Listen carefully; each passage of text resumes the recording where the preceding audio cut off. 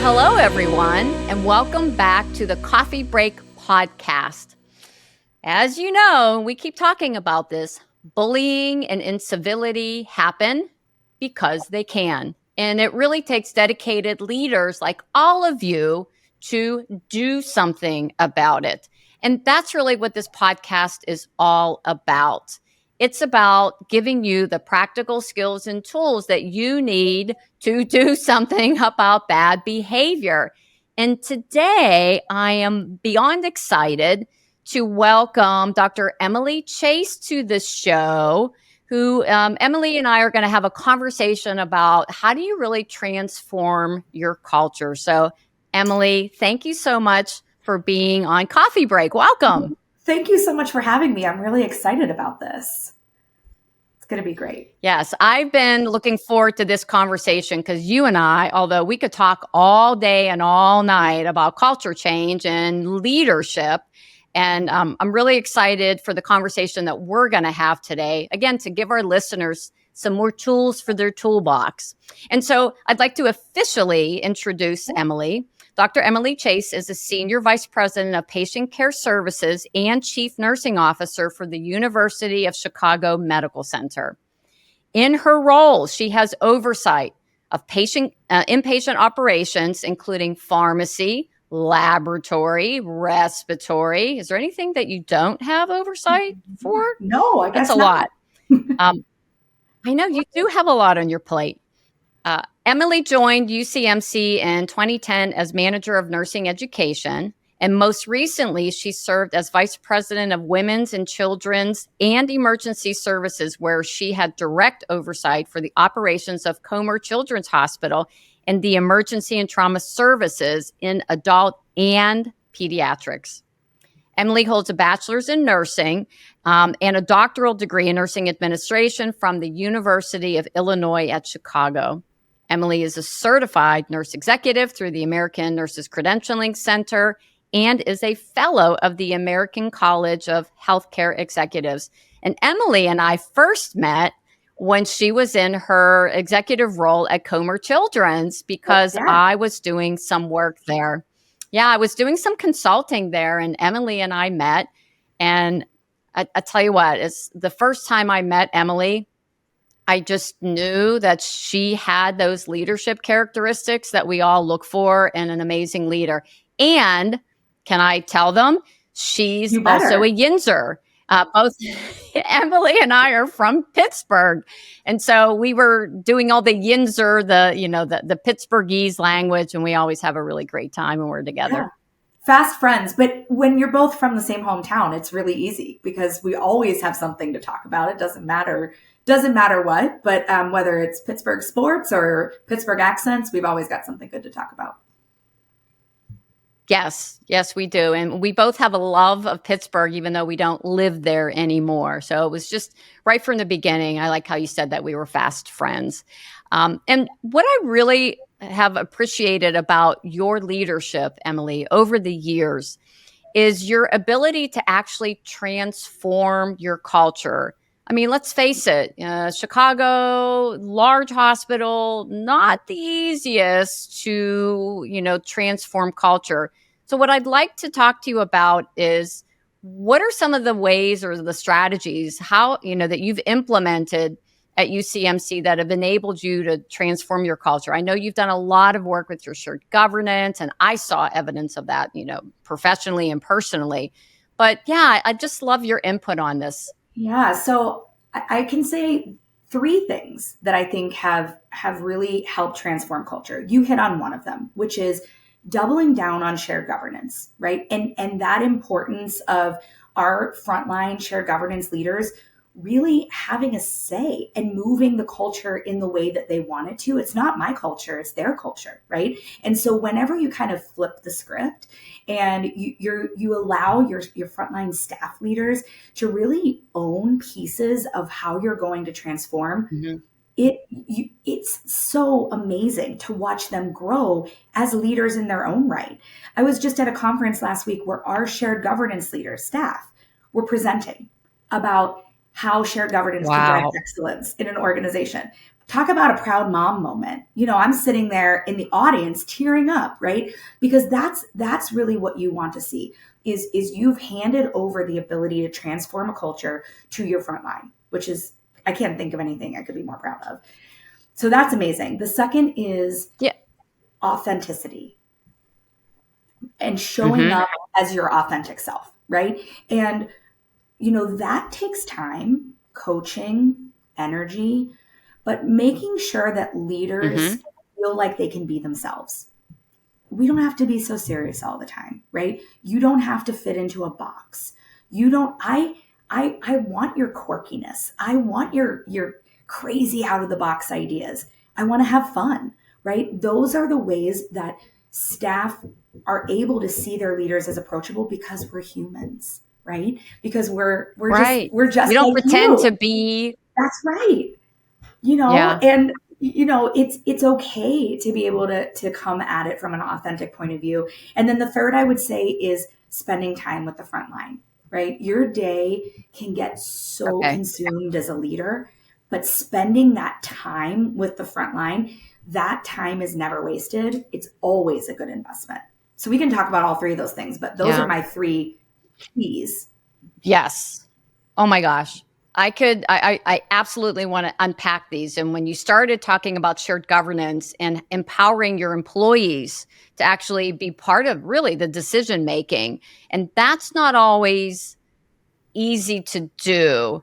And for you to then see the results of that by watching them, being in the audience, watching your front line on stage presenting their work, it reminds me of something that I've learned since I've been, owned my own business. And, I'm a nurse, I'm a great nurse. And then you try to learn how to run a business. Okay. It's a different skill set. And this is what I've learned. And it's something that I share with a lot of the leaders that we work with. Your job, so I start with me, my job, doing what I do, helping organizations and leaders, address bullying and incivility, is not to be the hero. I'm not the hero. My leaders who I work with are the heroes. I'm the guide. Yeah. Okay. I'm just the guide. So I have those proud mother moments when I see the leaders who are struggling, who are stepping up and they're addressing bad behavior and they're transforming their cultures. I am the guide that helps them to be the hero. But if you're the leader, you're not the hero. Your employees are. You're like from the Hunger Games, like see yourself as Hamish. You are Hamish helping Katniss to be the hero. So, and that's exactly what you're describing there. Um, and Emily, can you give us some advice? I know some of the leaders I've worked with, they struggle to get their nurses to even participate in shared governance. Can you talk to us a little bit about maybe how you've been able to do that and do that so well? Yeah, that was a challenge, even for us, especially during the pandemic, right? I mean, everybody wanted to go home and be with their families, and rightfully so. And so, one of the things that I think that at University of Chicago we've really focused on is making sure that our shared governance structure is value add. It's not a checkbox. It's not Yeah. just something you're doing, so that everyone feels like their time is well spent and that their accomplishments are celebrated at the organizational Mm. level. So every year we have a shared governance showcase. It's our kickoff of Nurses Week, where every unit-based council presents a poster, a professional poster of one project that they've done, implemented, and seen results on in the past year. And every executive from our organization attends. It is such an amazing Wow. opportunity to share and for them to hear like, wow, that's amazing. I'll give one example. Our post-operative unit and our ambulatory surgery implemented a whole new process around crutch training for their patients that were going home after knee surgery. And they Hmm. saw fewer readmissions, fewer falls. It was such an amazing project that now we've rolled it out to all of our ambulatory care centers, not just that one unit. So, and Wow. it took our Wow. organization saying, like, how cool are some of these projects, right? That our frontline staff are doing. But your staff have to feel like their work is valued, right? For them to want to Yeah. continue engaging in the shared governance process. And I think that that organizational lens on it is such a great way to make them see like that wasn't just a project to check a box on something. Like you really made an impact and we can do Right. more with that across our organization. Well, and I think you bring up a really good point. I've seen and participated in some of those shared governance meetings, even at the unit level, the unit based council, where it almost seems to where there is such a checkbox mentality. And okay, yep, we met, and this is or it's not even that we met. Here's, check a checkbox. It's the leader drives what the employees work on it. And I get it. It is shared governance. It's both leaders and the employees working on this. But I've talked to some employees who have said, yeah, we don't get a say so in what we work on. We're told what to work on. And that's not shared Yeah. governance. And one of the new things that we've implemented, and so here's just another new hot off the press idea. We implemented a new mission, vision, and values for our organization, which has been really an exciting time for us. And so what we do now as part of shared governance is every shared governance meeting starts with a mission moment, which is how do we connect the work of shared governance back to the mission and vision of our organization? And that's a staff member saying, when I was taking care of this patient and I was able to implement discharge teaching for them using a language translation device, and that's something that we worked on through a shared governance rollout, I saw the connection to the mission of our organization, meeting patients where they are, Wow. the diversity of patients. It has been so inspiring hearing some of these mission moments because they're the little things that are the big things, right? That make us see the connection between the mission vision of our organization to shared governance to patient care at the bedside, right? And so for me, that's been inspiring. And I think it really helps engage the staff too. So I'm thinking of this phrase, and I remember this from a movie that I watched. I'm sorry, but it is one of my favorite movies. It's Independence Day. You always got to watch it come 4th of July when the aliens come down. But when Jeff Goldblum's character said, and he's trying to tell the president, he's talking about line of sight, with the satellites. And I love that part. What you're talking about is in a way similar to that line of sight where they have to align, they have to see how their work aligns with the mission, vision, and values. And I can't think of a better way to do that. I mean, you can show them the data and, the quantitative, but they need the story. We talk a lot about left brain, right brain people. People want to hear the story, and for you to have members of your shared governance actually sharing story on how they were able to take something that they worked on and then see it in action and how that aligns with your mission, vision, and values. It's like a brain blow. And if you really want to engage your employees, you got to help them to make the line of sight, which I'm sure I'm not saying it. I'm saying it correctly, but it's probably not. The example is not accurate, but it makes a lot of sense. Yeah, and storytelling is such a powerful way to engage others in work that we're doing because it makes it feel real, right? Like here's the page that prints out our mission, vision, and values. That doesn't feel real, right? But when you tell the story about nurses and patients and families, like that's real, right? That's real life. And that's the power of storytelling that we're really trying to embed across shared governance to really bring it to life, right? Because they're doing the work, but making those connections is what's so important. Yeah.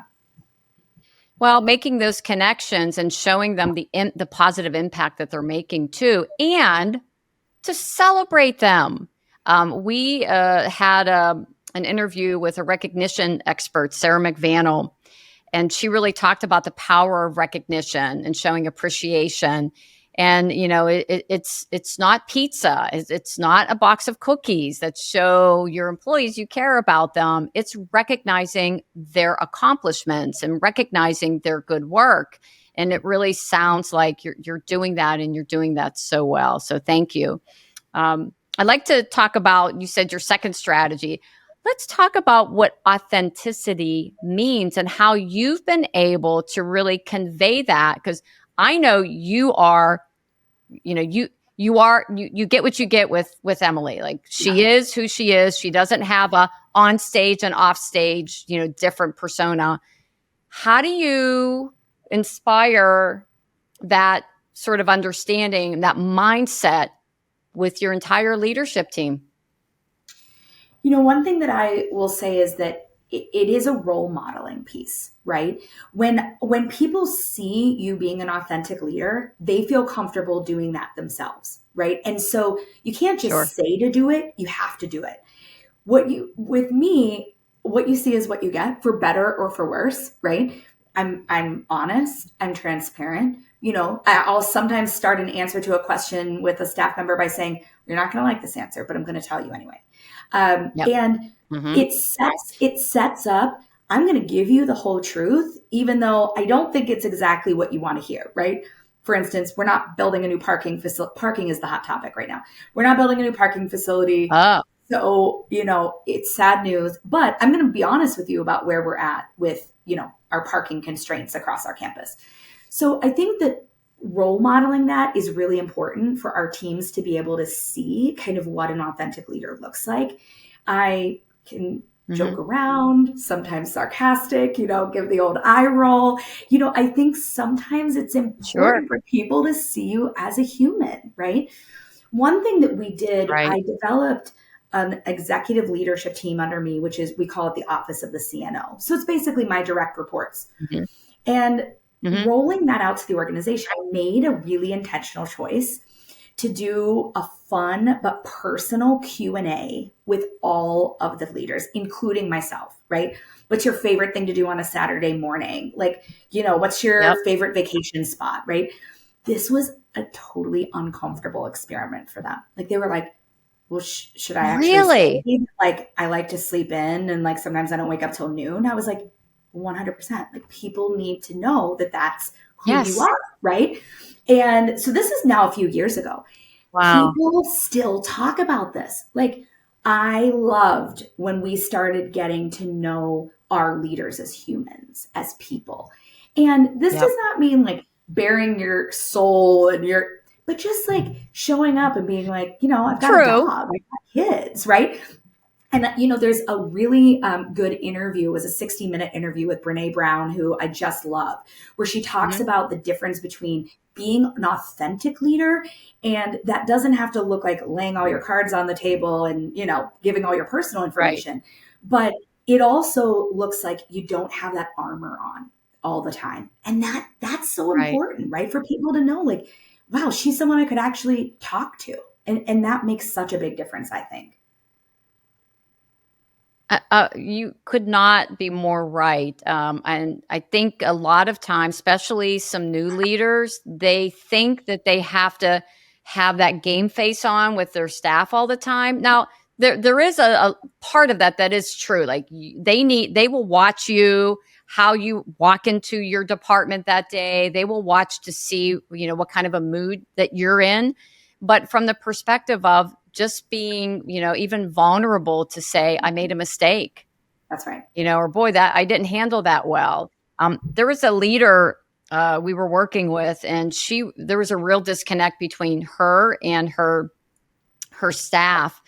And what we realized was she was trying to be too perfect. Mm-hmm. And the work that we were doing together involved some self reflections. And, we were working on things like reducing gossip and how do we give and receive feedback. And what we realized was she was not including herself in that. I need to work on this too. And so we worked with her and gave her some of that language. So there's a self assessment that we do. It's called What If You're the Bully? And we had her print that, give it to all of her staff. And here is the key. We told her, when you share this with your staff, with your whole team, I want you to say, it's just a self-reflection. You fill it out. I don't need it back. I did this self-reflection too. And there are things I need to work on. That's exactly And right, right. it's letting them know that there are things you're working on too, that you're not perfect. That's right. And like, I'll, sometimes let's say I start off a town hall. I'll start it off by saying things like, you guys, I'm not having the best day today. Or my IT has not worked since I got into my office. So everybody better just bear with me. And like Yes. literally just saying it like that. I mean, first of all, that's reality. Okay.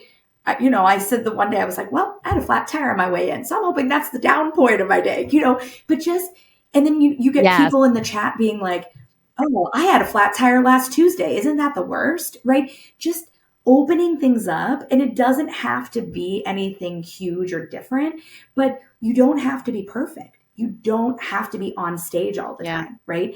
And I think that allows for that transparency across the organization to really allow like staff to be able to talk to leaders like, well, you're a human and I'm a human. Like, let's talk to each other like humans.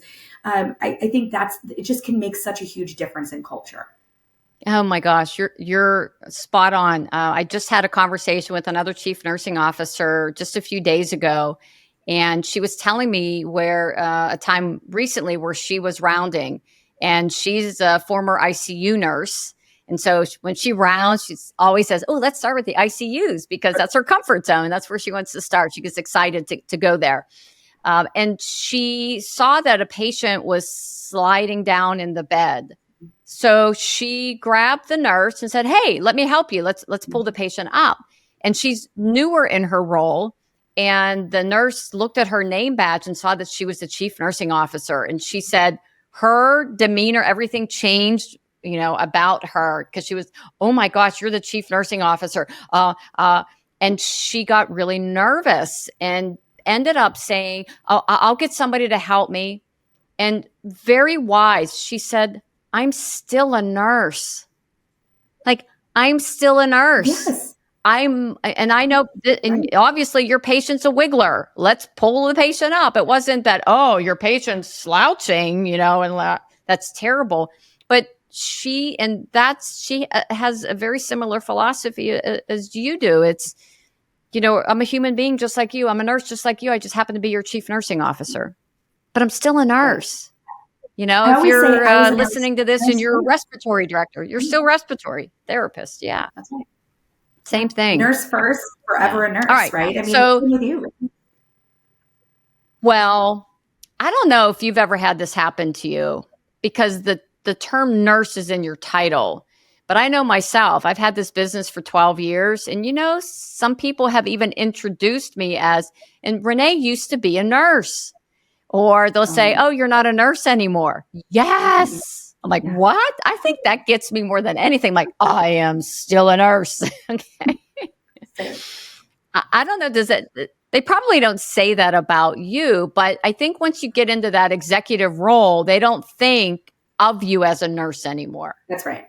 That's right. And I think reminding people that we all started in the same place. One thing I always say is we were all a new grad once. We were all a new nurse, right? Yes. Every single one of us, myself included, right? So we got to, put ourselves back in those shoes and, not eat our young, not bully our new nurses, right? How did that feel? And Thank every you. single one of us was there. Every single one of us.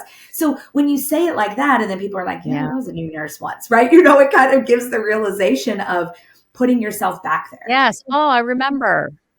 Right. Yeah. And, I think it helps you to, extend grace to others. And, I always think in terms of, especially when we do have these new nurses who aren't competent yet, who are struggling to be able to say as an executive, I remember what it was like when I was a new nurse and I didn't feel competent and I made mistakes. And this Yeah. is what I did. I got better and I learned and because they see you as you're an executive, you're accomplished, but they don't remember that you were once not competent. You weren't confident in yourself, but you Renee, got there. one of the other things that I often talk about with my teams is also the importance of preceptors, right? And I talk about my own Oh experience my of gosh, yes. having a great preceptor or one that was really challenging for me, and that I see that role in the organization as so critical, right? So pivotal, right? How we engage and onboard our new employees. Yep. That is so in the hands of our preceptors. And, I talk a lot about, I still feel very fondly towards many of my preceptors from when I was a new graduate nurse. And I feel like a lot of my successes in my bedside nursing career were because of them, right? And so being able to bring people around to the purpose of, you can make a huge difference in the life of someone just by being their preceptor. I mean, it really changes the outlook, from, oh man, I got a precept again. This is the 10th person, to, I wow, I'm know. making a huge Yes. impact, Yeah, I get to be a preceptor. I get to, because that's what they say, use that word like, oh my God, I have to do this. No, I get to. Mm-hmm. This is an opportunity. And Emily, I know you won't be offended when I say this, but I think the preceptor role is the most important role in the entire healthcare organization. I do. Really, Anyone who is precepting your new employees, boom. That's where talk about, you want to spend your time, energy, and resources, spend it in those people, because we're challenging them and asking them to make sure that anybody new that we bring into to our organization is equipped, ready for practice, understands our mission, vision, and values, and acts accordingly, and treats each other with, respect and professionalism. Feels welcomed, right? So, I mean, that's such a big piece of it. Yeah. Yeah. Oh, like I said, I couldn't agree more. And okay, let's go to your third one now. You talked about spending time with your team. So I know you do something really creative. And when you and I talked about this, gosh, I think it was a year ago, I was blown away by what you were doing. So maybe you could talk a little bit about actually how you spend time with your team. Can I tell the story about how it started? Because it's such a fun story. Yes. Okay. Please, please, please. Okay. So during the COVID pandemic, like many hospitals across the country, our medical intensive care unit was really where most of our COVID patients were going. And I had some town halls with my MICU nurses, and they were feeling some things, right? As many MICU nurses across the country were. They just, weren't feeling the love. And so in this meeting, I was like, how can I help you? Right? Tell me what I can do to make a difference. They're like, and I love my MICU nurses. So if any of them are listening to this, I say this whole thing with nothing but love. They said, you know what you could do? You could come up here and see what it's like to take care of 24 COVID patients every single day and have to wear an N95 for 12 hours. And, they're kind of, and I was like, oh, okay. What about Tuesday? And they were like, what about it? And I was like, what about Tuesday? Like, could I come on Tuesday? And they were like, well, for how long? And I was like, well, when do you start your shift? And they were like, 7 a.m. And I was like, okay, I'll be there at 7. Well, how long are you going to stay? I was like, well, when do you end your shift? At 7 p.m. I said, okay, well, I'll stay till 7 p.m. My favorite question, are you going to bring your lunch? Yeah, sure. I'll bring my lunch. I said, well, it was awesome. So yeah, I'll bring my lunch. What a question. What a question. I mean, I was like, wow. So put my scrubs on, put my tennis shoes on, packed my lunch, right? And went up there and spent 12 hours in the NICU. Best 12 hours, probably my entire career. Because I developed these relationships, still some of them I would call friendships to this very day. Just went to a baby shower, first one of them. These amazing connections that I had in the moment, right? But Renee, I got to see what was working and what wasn't, right? So it's not just about the relationships, but it's about what barriers can I help you overcome? Silly, small things, like they don't have enough pill crushers. So they have to share them between the rooms, right? Hey, can I borrow your pill crusher? I remember that. Them some pill crushers, right? Can we just things that could make their life easier? Right. So from this, nurse leader immersion is born at the University of Chicago Medicine. And we decide as a leadership team that from the managers up to me, and everybody in between, will spend 2 days per month at the bedside, immersing, right? You can do it in many different ways, but the bottom line is that you're spending time with staff. You're developing relationships. You're seeing what's working and what's not, and what can we make different. And I can tell you that those are my favorite days. They're the days that I go home and I'm like, this is why I do what I do. This is the impact that I can make isn't in Zoom meetings. It's at the Yep. bedside. And it's so fun. Well, I am a huge supporter of spending time where your people are. Walk a mile in my shoes. I know that is something that other organizations have done, but I don't know an organization that has done it to this level. I can only imagine, Emily, when you presented this to your leaders, the reaction that you may have received. Can you talk a little bit about that? Did you have resistance? Well, the number one thing is, how are we going to do this, right? How do you carve out that kind of time? And what I How do you operationalize it?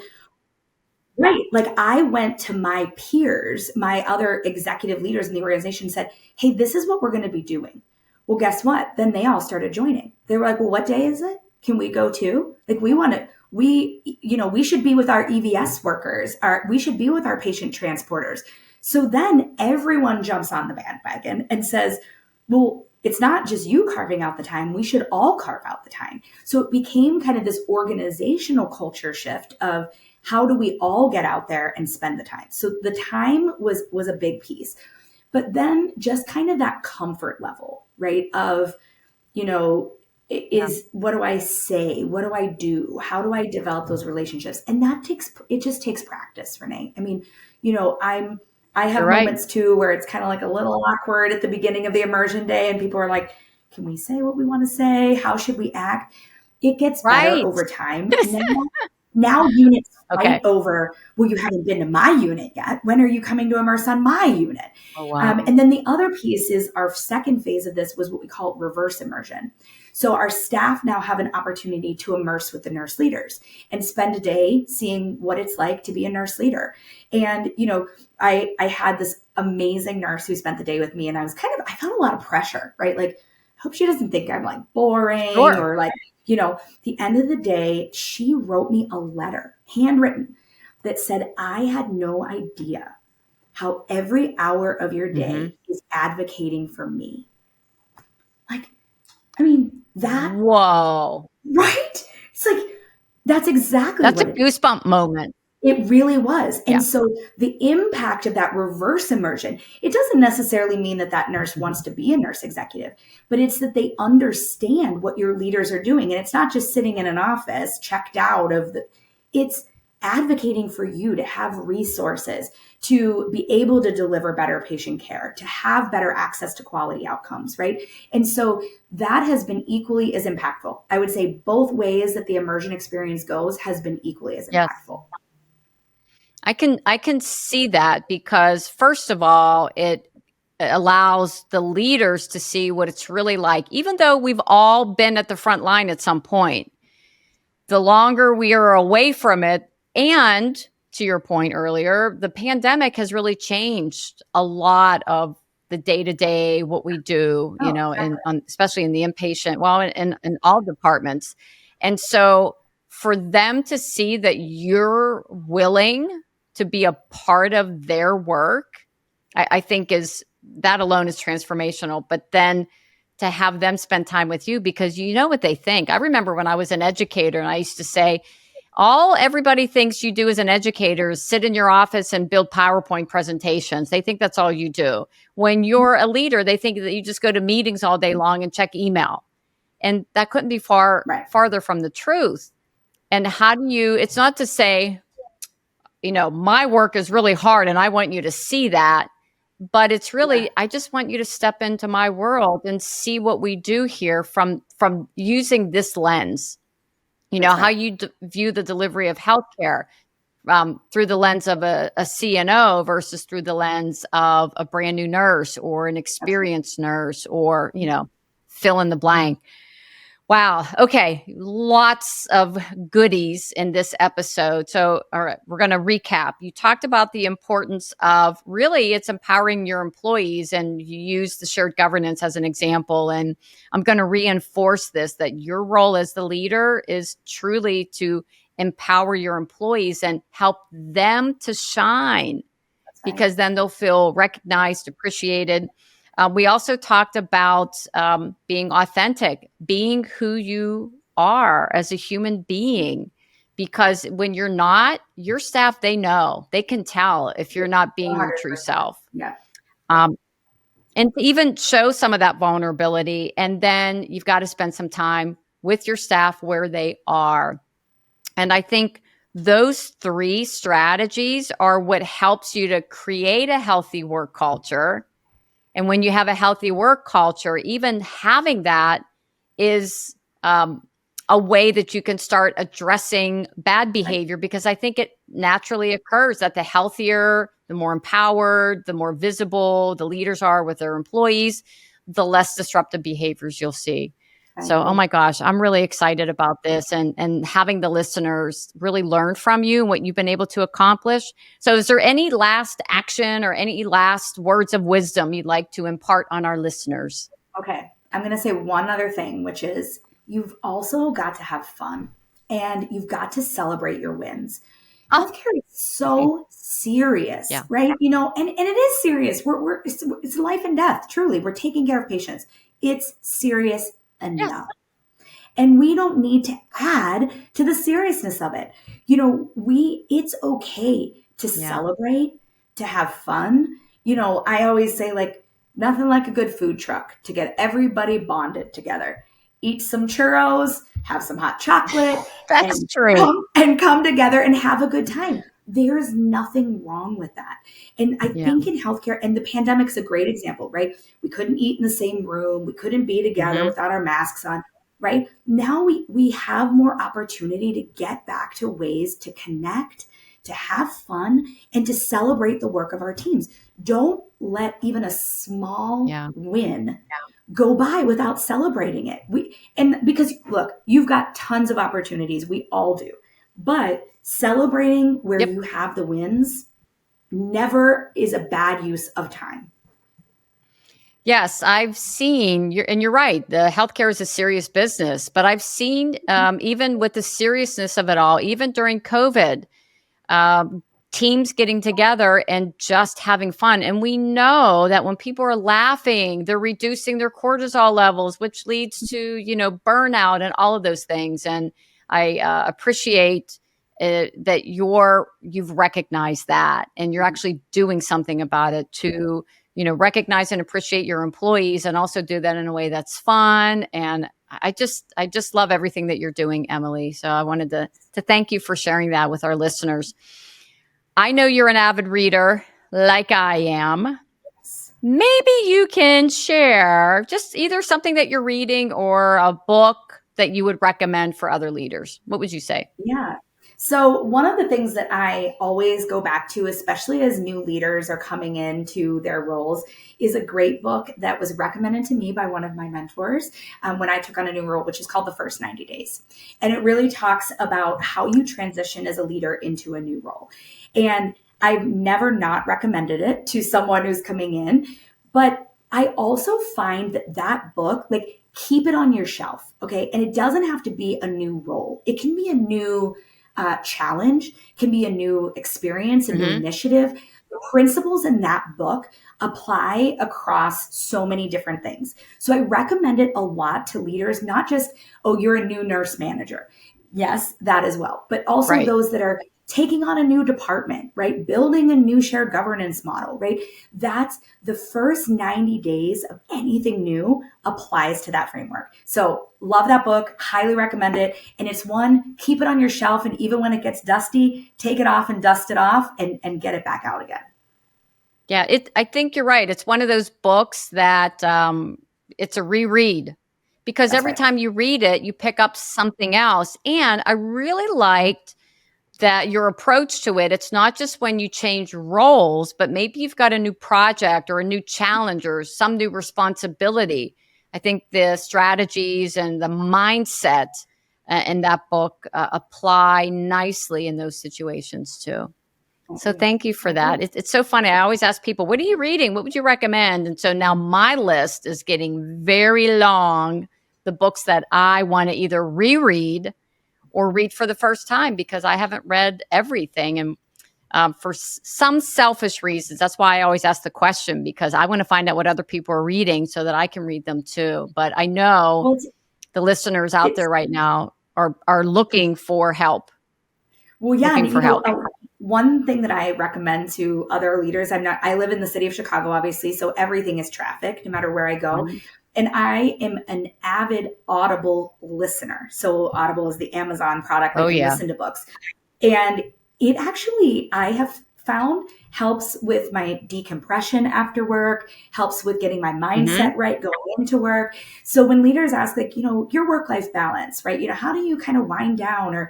And for those of you that love to read, listening while on your commute can be a Hmm. fantastic way to kind of, it's not always about sitting down with, I love turning the pages though, like just the book itself is Me great. too. But Yeah. I do recommend all the time to leaders, use your commute time to listen and really accelerate the number of books that you're able to read at one Mhm. time.